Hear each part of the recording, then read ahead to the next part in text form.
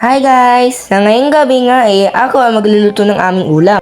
Kaya tara na at kunin na natin ang mga ingredients para sa ating ampalakong giniling.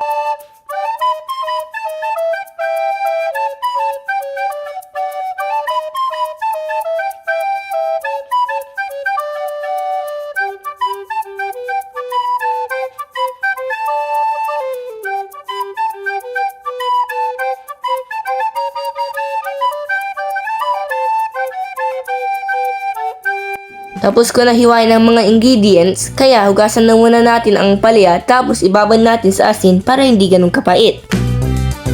After 5 to 10 minutes, ay hinugasan ko na ito para mawala yung alat bago lutuin. Umpisa na nga natin ang pagluluto. Bawang, sibuyas,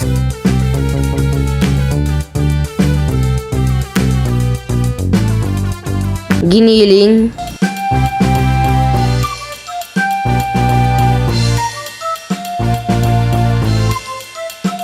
toyo. Ilagay na natin ang ampalaya. Haluin lang ng kunti.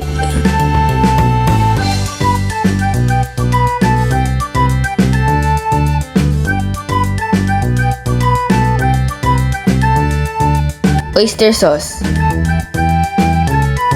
paminta,